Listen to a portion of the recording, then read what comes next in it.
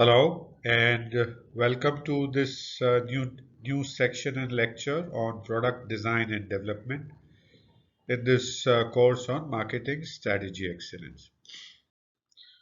So, purpose of this new module is to help you understand in depth how can you design and develop your product excellently.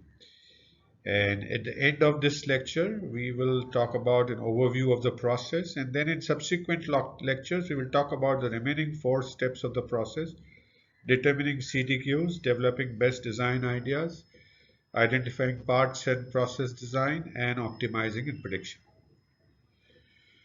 So let's take a look at how do you think you can design and develop a product. It's one of the seven tactics, and that makes you a strategy a reality, market reality.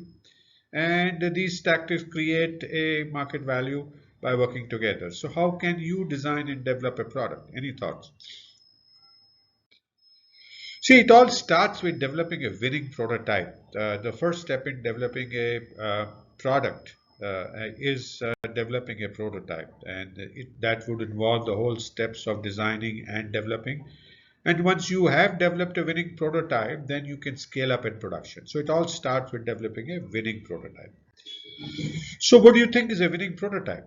What's your understanding of winning prototype? And you can see some of the answers here. So, can you interpret from there? What do you think is a winning prototype? So, this is a prototype that has more than 80% post-use purchase interest in a concept use test, right? So, you do a concept use test in which you figure out what is the level of purchase of your target respondents, target customers on using this product, and so that would require you to develop the concept as well you to develop a prototype, and then you take it forward and then you ask, and the top two boxes are the purchase interest in terms of definitely would buy and probably would buy on a 5-point scale. And if you get a 40%, 80%, more than 80% post-use purchase interest in a concept use test, then you say, yes, I have a winning prototype. Now, what is a concept use test? Let's take a look at it in greater detail, because as you see here, the whole process of making a winning prototype starts with making a winning concept, a winning value proposition that you have, as we talked about in one of the modules earlier. And then you need to develop a prototype, actual development of a prototype, and then you need to test it using the concept use testing, go through a round of iterations, and that gives you a winning prototype. So what is this concept use test? Let's take a quick look at that. So it's a two-stage testing of a fully developed prototype, right? In this you will take the prototype that you have developed and show that fully developed prototype, including the pack, the value proposition, and the price to target customers. So you will take that. And then you ask a couple of questions. And one or two questions that are great questions to ask is, how much do you like the product? And that is before you actually give them for use.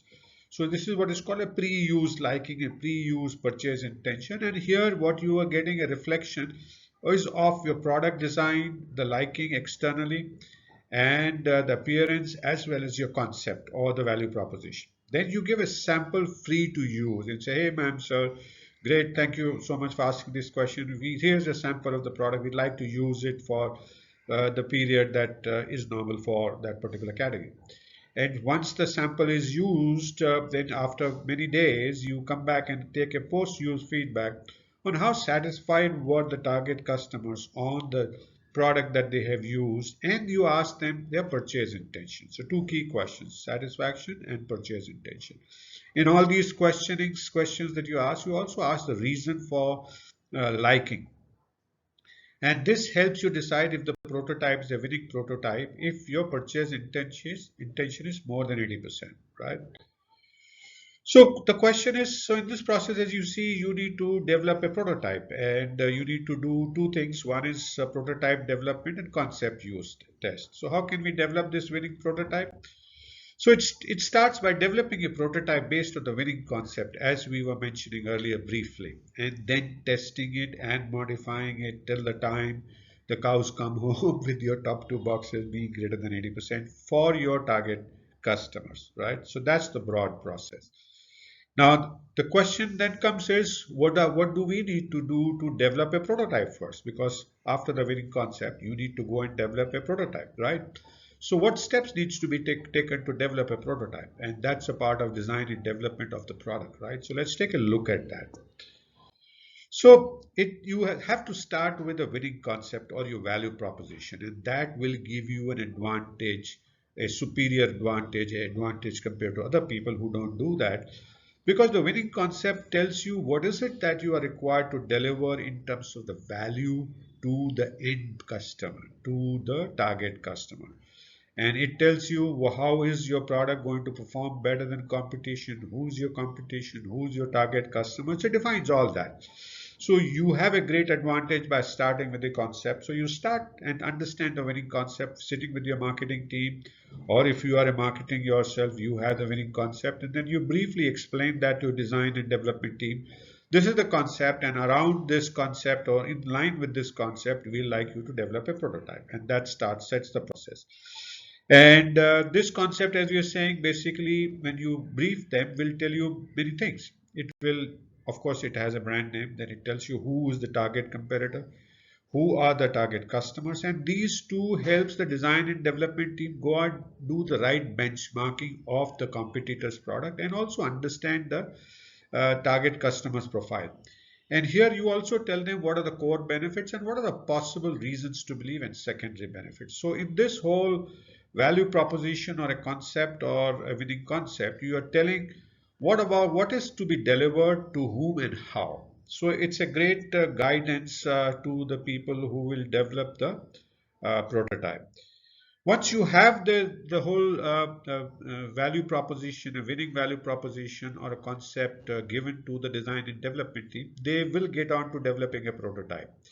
And since if you are for marketing, it is only good for you to know the process so that you can keep track of it. And if you are part of the design team, this is the actual process that you can use for designing and developing the product. So it all starts with determining what is called CTQs, critical to quality parameters.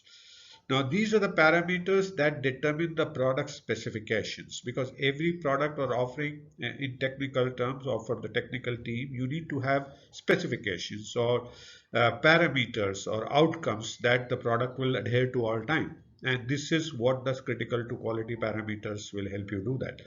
Once you have determined the critical to quality parameters, then you find a best design idea. And the design ideas could be in terms of the features, in terms of the technology that is to be used, in terms of ingredients or parts to be used.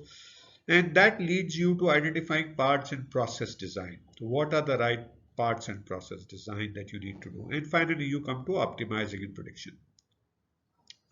Now, please know that in the prototype development process, you are just not developing a product. Your whole idea is to develop the product or your offering at the lowest possible cost in shortest possible cycle time.